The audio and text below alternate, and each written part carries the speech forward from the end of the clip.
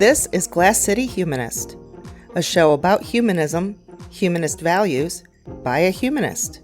Here is your host, Douglas Berger. In this episode, we mention how much fun we had at the recent Maumee Summer Fair.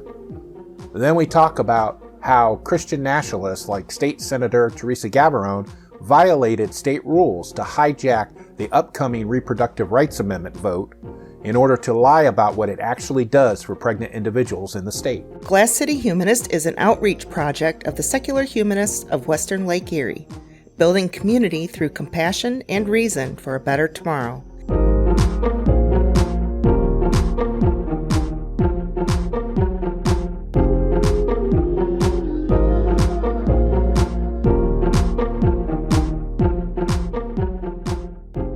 One of the downsides of being a small group, like secular humanists of Western Lake Erie is we don't have a lot of money. We can't advertise like some churches that I shall not name that are able to do either advertisements or have subsidized sermons on TV or billboards and that sort of thing. We don't have the money for that. So one of the ways that we advertise the group is that we spend money on booth space at festivals. I think I already had mentioned that we were at the old West End Festival in June, and in August we used to have two. We decided to set one of them out because it was just a lot of work to load in and get it set up. But we were at the Maumee Summer Fair, and that was the weekend of August the 12th. And I like going to the summer fair because it's kind of laid back. The layout that they've had for years was, we'd be on the street and have a lot of foot traffic. Well, this year was different. Because of all of the street construction that's been going on in Maumee the last couple of years, really, because they had quite a bit last year as well. It kept them from having the same layout that they normally have. So this year, they had the main part of the festival where most of the booths were located was on Conant Street. They had Conant Street blocked off. Then they had a group of booths in a parking lot next to the municipal building, and then another parking lot next to the police department. That's where we were located. In fact, we were in the far back corner of the parking lot number 2 is what it was called. And we were next to a porta potty. And so we didn't get a lot of foot traffic this year. We didn't get as much as we had hoped. We met some people, ran into some people that had been involved with our group a couple of years ago before the pandemic. They stopped by and said hello, so that was great. And but there wasn't. We were at the end of the line, and I like to try to get a little paranoid and think that was because of who we were, because they had quite a few churches that were on Conant Street, and we were stuck in the parking lot too, and so was the Aggie Fund, which is the group that raises money to pay for abortions for low-income people. They were also in parking lot too. They weren't next to the porta potty like we were, which I kind of like was happy about initially, because I was thinking, well, there'd be a lot of foot traffic to the porta potty. Anyway, so we set up our table. It was a beautiful day, not too hot. The sun was very hot, and we were on pavement, so it just made it worse. Tended to make it worse. The bane of our existence, though, is the wind. We still, every year, we're like, man, we're going to do something. We're going to work it out so the wind doesn't blow stuff over like it does. And every year we get stuff blown over by the wind. Not the tent. We have a pop-up tent because because we've been at the Pride Festival before, and they have stringent requirements for weighing down your legs of your tent. So, we did quite a bit of that. So we have that. We had that all taken care of. But it was like a lot of the stuff that we give out is paper-based brochures and bookmarks and things like that. And those things tend to blow around. And you want to weight them down so they don't blow around, but you want people to be able to access them and be able to see them. And so, we've invested in like a brochure stand that's kind of multi-level. You can put different brochures because we have several different versions of brochures from the AHA, and we do that. And then we have buttons and the kind of lay on the table. Okay. But the paper stuff tends to blow around. And so one of the things that we did this year is we had a wheel. I call it a wheel of death. It's not the wheel of death, but the American Humanist Association promotes this humanist value brand. It's called the 10 Commitments. I don't agree with that, calling it that, because it's too close to 10 Commandments, but I get what they're doing. So I have always said I really don't like the name 10 Commitments. But anyway, so we have that humanist values, and it comes in like a wheel format on a poster. And I got the idea of taking that wheel design and putting it on a wheel for people to spin. And so, we'd have topics like empathy, critical thinking, altruism, humility, environmentalism, global awareness, service and participation, peace and social justice, ethical development, responsibility. And people would spin on that, and it would land on one of these 10 commitments. And I initially had a big, long thing that we were going to do, and we were going to talk about it. But it just got to be, because we debuted this wheel, this 10 commitment wheel, at the Old West End Festival. And it just got to be too much, too many people. And so we just, basically what it was, you spin the wheel, it lands on something, you win a prize. And we had these cheap, like, party favors that we got through Amazon. And, you just spin the wheel and get a prize. Now, the whole point of it is, yes, we did want to teach some humanist values. We want to teach about humanism. That's the whole point. And we want people to be exposed to that. So they'll say the 10 commitments and, responsibility. Oh, that's okay. I get that. So, it gets it in the people's minds to equate humanist values with maybe values that they have themselves. Because a lot of times humanists, we identify or label ourselves. I was that way when I became a humanist, and I met a humanist, and he told me what humanism was about, and I read up on it, and I was like, I've been thinking this way for many years. I've been a humanist.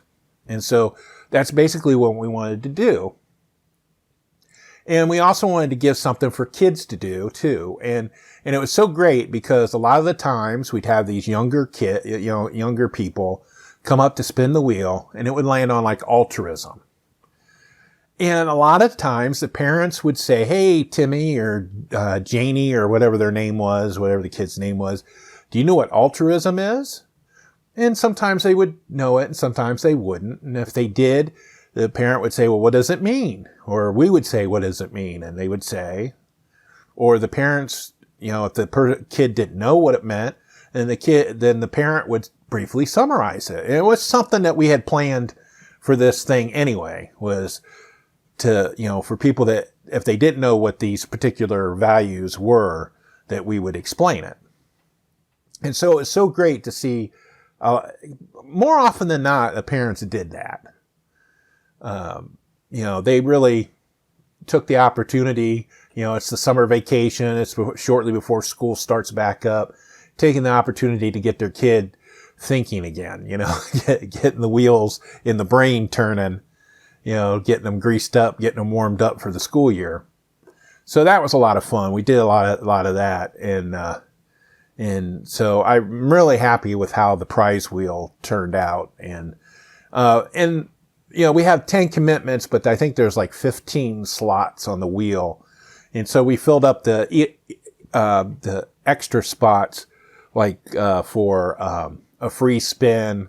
There was one about Sholey stats where we would say, well, there's 26 people in our group, things like that. And then there was Toledo Humanists, and we take the opportunity to tell people about humanists that are from or have been from the Toledo area, like Gloria Steinem, Madeline Murray O'Hare, who founded American Atheists, and Edward Lamb, who was a lawyer who defended some of the strikers during the Autolite strike in the 30s.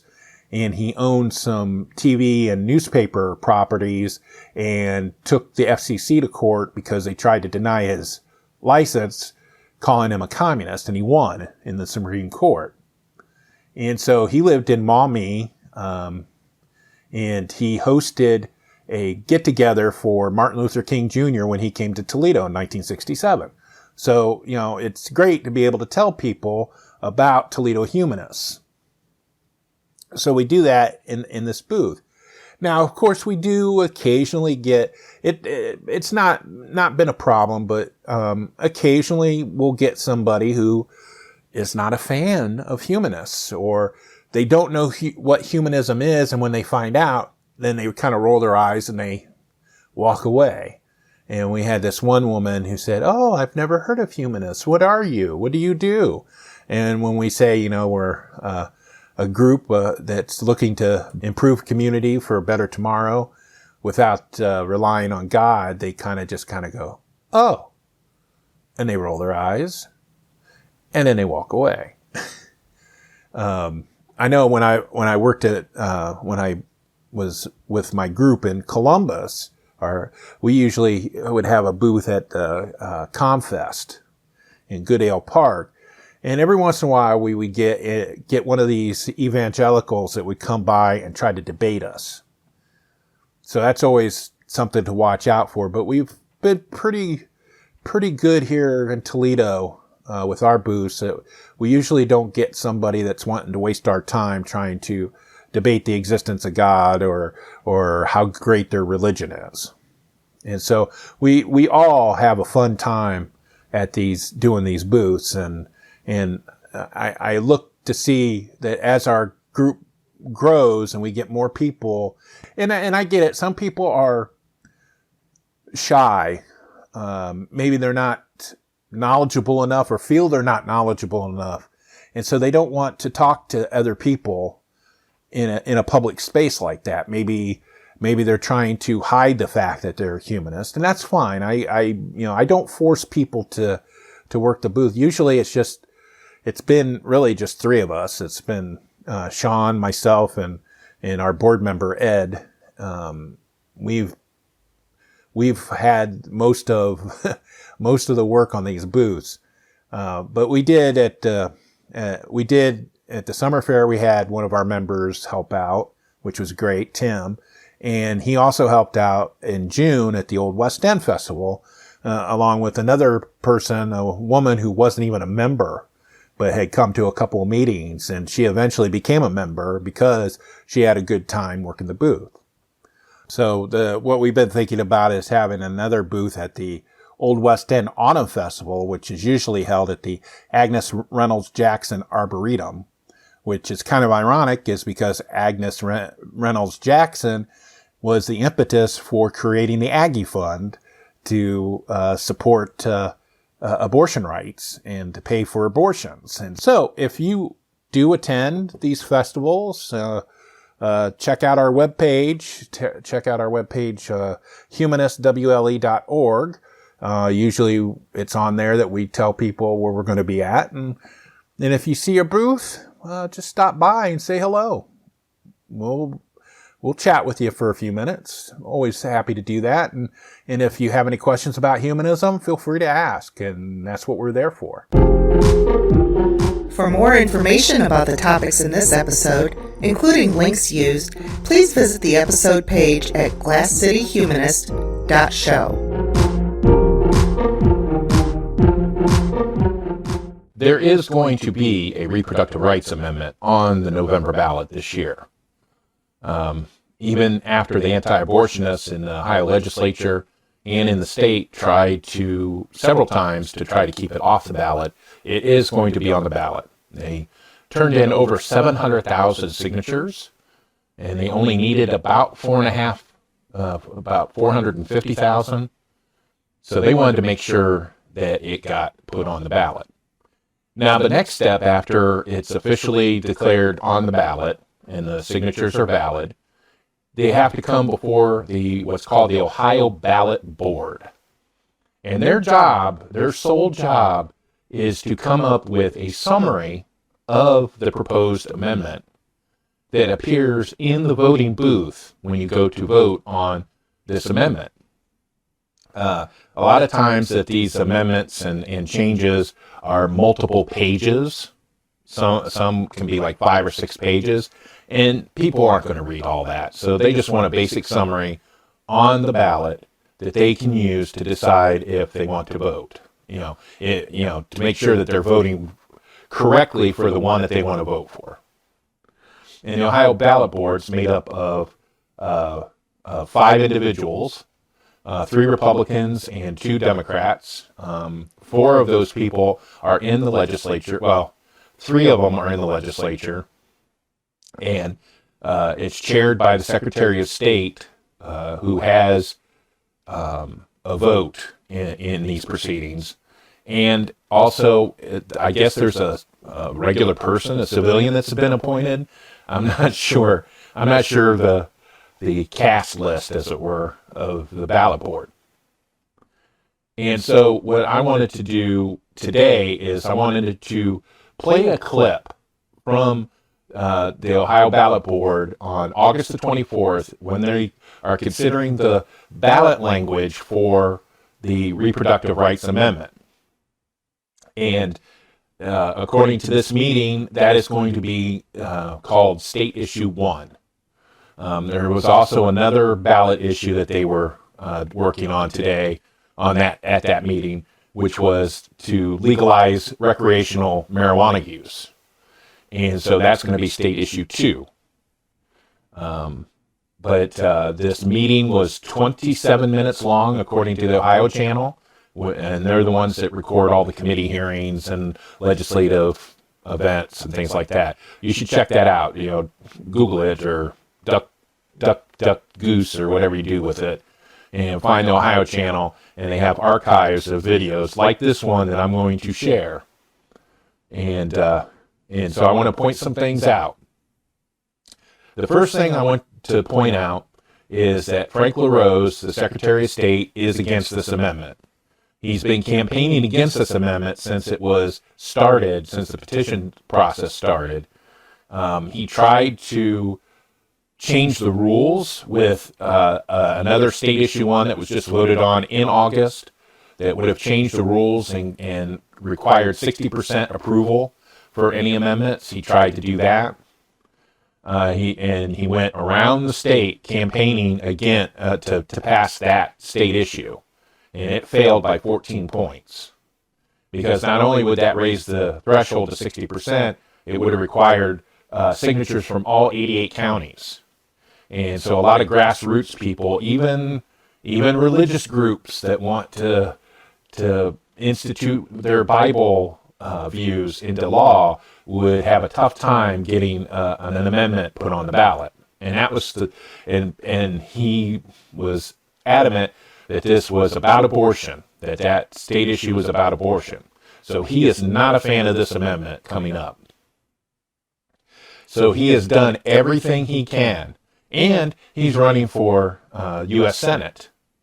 So there's a conflict of interest, and he's trying to get former President Donald Trump's endorsement. Like that's going to matter. I don't know, but anyway. So just coming into this, just realize he is not a fan of this amendment. The other thing too, note how many times or how often he reminds people in this committee that they are there just to decide the summary language. They are not there to debate it. By the time it gets to this point, when it gets to this point, it's not open for debate. It's going to be on the ballot. What they are working on is trying to come up with a clear, fair, concise summary of the amendment. The other thing to also consider, too, is that when petition people make it this far, they are allowed to turn in a draft of the summary that they think should be on the ballot. And that's what the coalition that supports this reproductive rights amendment did. And you can find out as we play this clip. But anyway, so this was the August 24th, 2023 meeting of the Ohio Ballot Board. Also, I'd like to remind everyone, of course, that the purpose of our work here today is not to debate the merits of these proposals. I recognize that a lot of Ohioans have strong feelings on both sides of both of these issues, but we're not here to debate the merits of these proposals. Our purpose is simply to prescribe and adopt the ballot language, and then, of course, to approve the methods for disseminating this information as the law requires. At this time, I'll ask the Secretary of the Ballot Board to discuss the Ballot Board's role today regarding the adoption of ballot language for these two issues. Josh, go ahead. The Ohio Constitution and the Ohio Revised Code require the ballot board to draft ballot language for statewide issues that will appear on the ballot. The ballot language must properly identify the substance of the proposal to be voted on. This may contain the full text or a condensed version of the proposal. If a condensed version of the proposal is used, the ballot language must not omit substance of the proposal that is material. Additionally, if the proposed amendment is condensed, the resulting language must not result in or imply a persuasive argument. The ballot language must be agreed to by a majority of board members. And I'll remind everyone again that we're not here to debate the merits of the proposals. Our purpose is only to prescribe the adopted ballot language. Okay, and so you saw there that he explained once again that they are not there to debate the merits of the amendment. And he even had his flunky, who's acting as secretary for the committee meeting, to read the official purpose of the group, which says not to debate the issue. And I also want to point out, too, that they're talking about that the language in the ballot summary should be clear, concise, shouldn't leave anything out, and that it should be neutral. That means it's not meant to persuade or dissuade somebody from voting on it. It's just supposed to be a neutral look at the summary. It's supposed to just say, this is what's in this amendment, blah, blah, blah, blah, blah. That's it. Okay? So keep that in mind. And so after he reads that, then let's see what happens. Language for issue 1. We will now address the ballot language for issue 1, which is, of course, a proposed constitutional amendment entitled The Right to Reproductive Freedom with Protections for Health and Safety. To prepare for today's meeting, our staff prepared draft language. The members received copies of the draft language yesterday before the meeting, and the draft is also included in the board members' binders, and it is available for the public at the front table. At this time, we will begin the public comment period. If anyone signed in wishes to address the ballot board regarding ballot language for issue 1, I'll ask you to identify yourself and the organization you represent. Josh, is there anyone here to testify to the ballot language for issue 1? All right. Seeing no witnesses, is there anyone else that wishes to testify regarding the ballot language for issue 1? All right. Seeing no one else. At this time, we will. And so he should be shocked that there's nobody there to talk about the draft language that his office created now. It's actually not usual for them to create their own draft. What happens is the petitioners are expected to submit a draft of the summary that they want to have in the ballot, in the voting booth. They submit that to the Secretary of State's office. That's where they start. They start with that draft. Okay? They had to turn this in by August the 21st. 3 days before this meeting. So then, the day before the meeting, he substitutes a draft that his office worked on. They totally ignored the draft that the coalition turned in. And then he's shocked that there's nobody there to talk about it. And if the coalition had known that he was going to screw with their summary and not accept it, they probably would have had somebody there. Luckily, we have two members that support the amendment, but they want to see the amendment, be treated fairly. We have Senator Paula Hicks Hudson from the Toledo area, and another Democrat from the Ohio House, who tried to substitute the draft that the coalition turned in with what was available, and that was voted down. So that's the part that I cut out. I cut out her talking about it because she wanted to completely substitute that draft for the draft that Frank LaRose came up with. And if you had a chance to look at the news, you could see why people were complaining about it. The word fetus was changed to unborn child. Making reproductive decisions was changed to medical treatment. And the other egregious one was that they changed pregnant individual to pregnant woman. So they tried to get a twofer. Not only did they try to screw with the abortion amendment, but they tried to dismiss trans people, because trans men also get pregnant. And I got to hand it to the coalition that supported the amendment. They wrote their petition to be as inclusive as possible, and I applaud them for that. And Frank LaRose, the anti-abortionists like LaRose and Teresa Gavarone come in and just screw the whole thing up. They just sabotage it. And it's not the first time. He tried to change the rules. LaRose tried to change the rules to 60% threshold to get passed, and that was voted down. There's been a couple of lawsuits that were filed against this petition, and so now they're trying to mess with the summary. And basically what the Republicans are trying to do, the anti-abortionists are trying to do, is they're trying to gaslight the voter. They're assuming that people signed the petition to get this on the ballot, not knowing what it was that they were signing. And so they're trying to use inflammatory and manipulative language to gaslight the voter, thinking that the voter doesn't know. They think you're stupid. They think that the voter is stupid. And so they're trying to craft this summary to their own best interest and trying to be persuasive, even though they're not supposed to.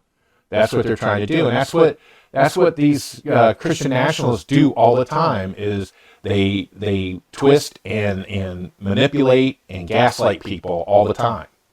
So it's not a shock, and you can tell he is not shocked that there's nobody there to talk about it.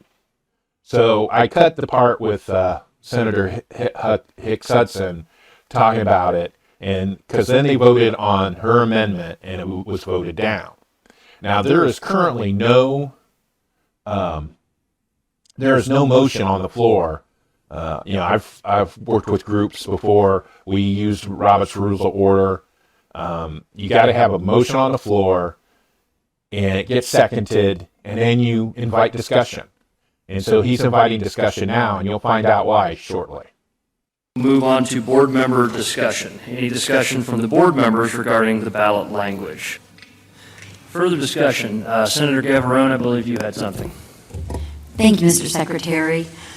The language of this amendment is written very broadly, and that's no mistake on the part of the drafters. This summary accurately reflects that really broad language of the amendment, and that's what we're tasked with here today. No one should be fooled by the clever writing of this proposed amendment. It's designed to be broad. So broad that, should it pass, it is unequivocally true that access to painful, late-term abortions will be written into Ohio's Constitution. This amendment is a bridge too far, even for pro-choice women. Should this be inserted into our founding document, Ohio's citizens will allow an abortionist, a person who profits from performing an abortion, to be the sole determiner if the quote-unquote health of the mother is at risk. Health of the mother has been defined by the U.S. Supreme Court in Doe versus Bolton to include all factors: physical, emotional, psychological, familial, and the woman's age relevant to the well-being of the mother. If the abortionist says the health of the mother is at risk, even if there's scant evidence to support that medical determination, then fully healthy, viable babies at 7, 8, and even 9 months can and absolutely will be aborted. And all of that's before we get to the elimination of the basic health and safety standards that the General Assembly has implemented over many decades, such as requiring that abortions be performed in person by a licensed doctor who has the ability to transfer a woman to a hospital if something goes wrong with the abortion. And also the assault on parental rights that this proposed amendment includes. Point of order. I'm going to let Senator Gavarone finish her statement. If you got something to say afterwards, then you can say it. So Senator Gavarone had been speaking for at least 2 minutes, more than 2 minutes, before Senator Paula Hicks Hudson raised a point of order. If it had been me running the meeting, I would have cut off Senator Gavarone after the first couple of paragraphs or first couple of sentences and with a point of order, because she violated the rules of the committee. They were not there to debate the issue. Not to mention the fact that everything that she said up to the point of order and afterwards during her whole little speech are lies, complete and utter fabrications of what this amendment does. You know, she talks about a doctor requiring doctors to perform abortions as if this is going to do away with that, and that's not the case. A doctor will still be required to do abortions. That's why people were liking to have Roe v. Wade making abortions legal, because then you could have doctors perform them instead of people in the alley with coat hangers, or women using coat hangers and performing it on themselves. You know, the other thing Gavarone talks about are what are called the trap laws, the targeted regulations. During the Kasich administration, they passed so many, it was like 25 targeted regulations to abortion clinics that forced many clinics to close. She talks about transferring women to a hospital. It wasn't that simple. They didn't make it that simple. What they did was they required that the doctor performing the abortion have admitting privileges at a hospital that she could be transferred to. But on the other hand, too, any hospital that received state funding was not allowed to enter into transfer agreements. So like our local clinic here in Toledo, they had to contract with the University of Michigan's hospital in Ann Arbor, because Michigan did not have that onerous regulation. And so what did the anti-abortionists do? They came back with, well, it had to be within 30 miles of the clinic. So luckily, there was a swell of grassroots support for the clinic here in Toledo, and they were able to convince ProMedica to enter into an agreement. So that took care of that, at least for Toledo's clinic. So those are the kinds of rules, and like regulating how wide the hallways can be, and saying that it had to be a medical facility. It couldn't be like an old Burger King turned into a clinic, or things like that. And they claim it's for the health and safety of the woman. No, it wasn't. It was to make these regulations so onerous that since they couldn't ban abortion outright at the time, that it was going to force these clinics to close, because a lot of these clinics are nonprofits and they run on donations and grants and things like that, because they provide services to the poor and do charity cases. Because I'm telling you, people that have money, they're not getting abortions at clinics. They're getting abortions in the hospitals. You know, they don't talk about that, but that's where a lot of these abortions take place, is in the hospitals. And the other thing, too, is she's going to talk about late-term abortion, painful late-term, 7, 8, 9 months. It rarely happens. It's like 1% of all abortions happen that way. And usually it's because of the health of the mother, safety and health of the mother. Like the pregnancy goes wrong. It happens. And they have to terminate the pregnancy. It isn't like some woman was like, I'm going on a cruise next week. I can't have this baby. that's gaslighting. They're gaslighting you. It's fear-mongering. And so Gavarone is lying, completely lying. And, you know, I like Senator Paula Hicks Hudson, but I would have been raising a point of order with everything that she said. But I do appreciate that Senator Hicks Hudson is there. And so after Gavarone talks, he's going to have Paula Hicks Hudson's talks. And what she does, unlike Gavarone, is she doesn't say, you know, we need to support this amendment, and this is why. She saves that for when there's a motion on the floor.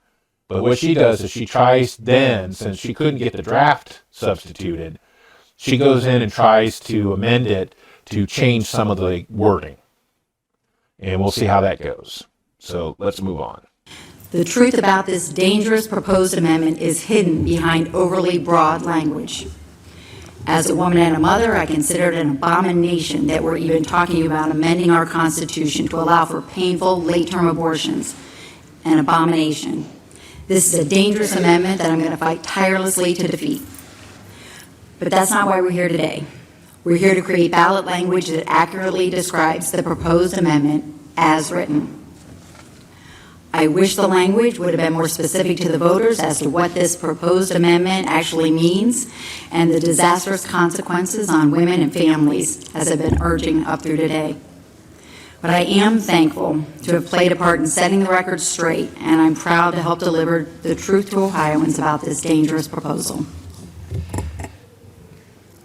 Thank you, Senator Gavarone, and while I agree with your words, I will remind everyone we're not here to debate the merits of this. I do know that there are strong feelings here, and I would offer the opportunity to Senator Hicks Hudson, because I believe you have something to say as well.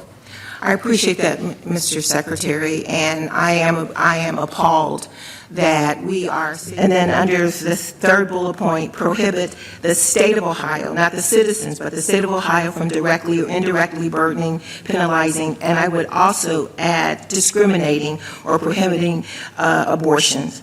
And under the fifth, again, remove the word the citizens and have only allow the state of Ohio.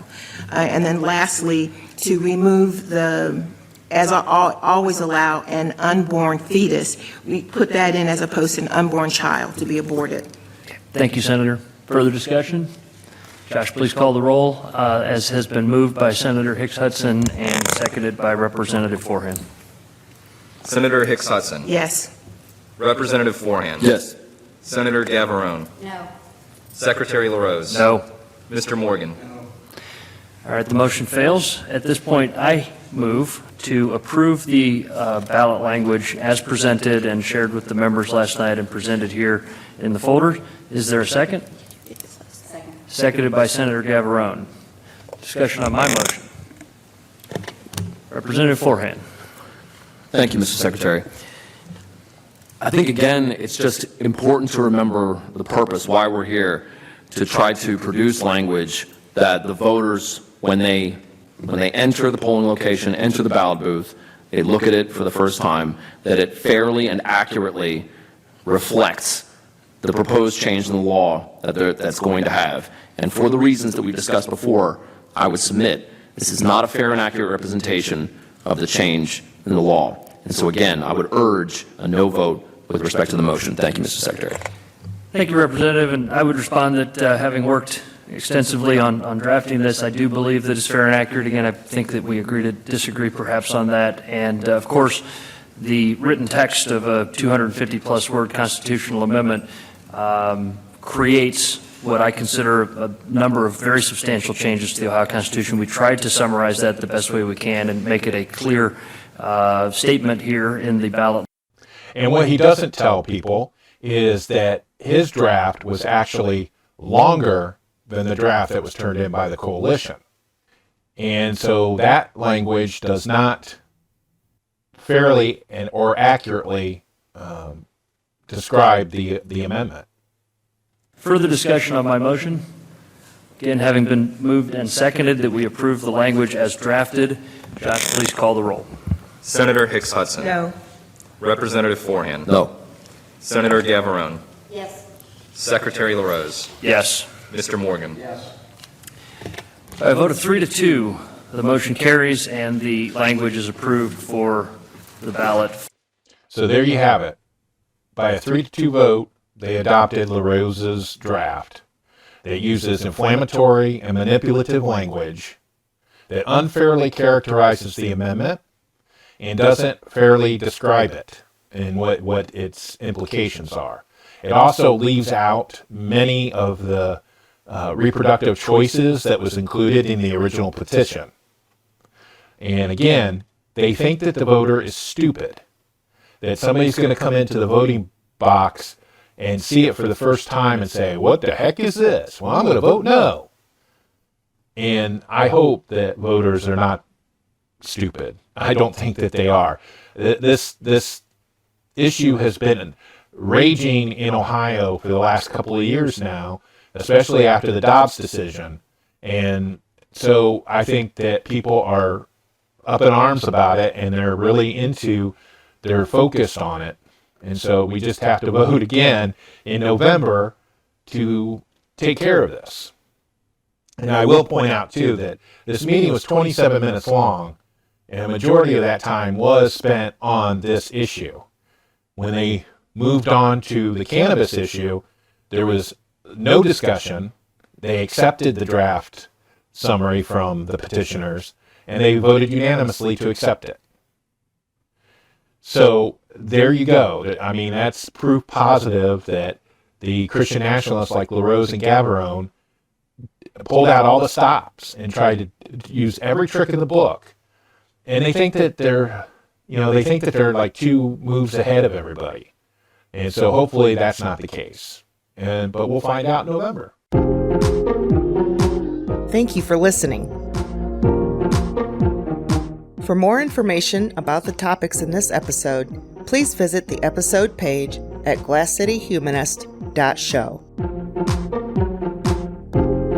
Glass City Humanist is an outreach of the secular humanists of Western Lake Erie. Sholi can be reached at humanistswle.org. Glass City Humanist is hosted, written, and produced by Douglas Berger, and he's solely responsible for the content. Our theme music is Glass City Jam, composed using the Amplify Studio. See you next time.